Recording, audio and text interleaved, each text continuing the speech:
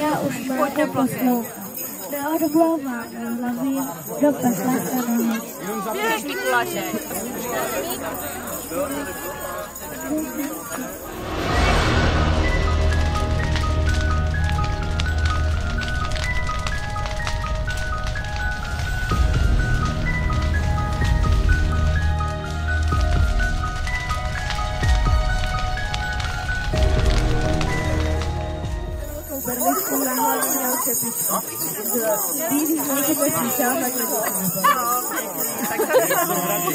A rychlej se nešlo. Jak se jmenuješ? On to do toho řekne. Jo? Jak se jmenuješ? Janek. To je Honza. Bude zima?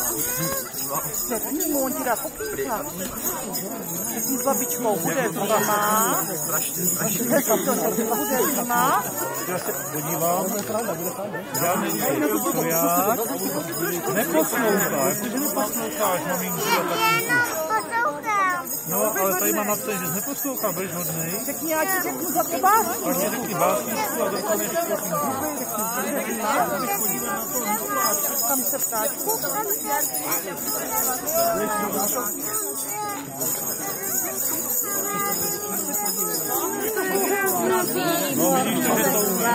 Tak to jsme ještě neslyšeli.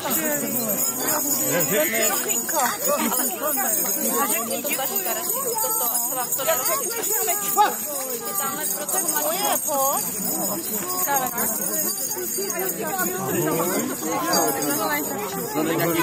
Tady je. Pojď. Ahoj.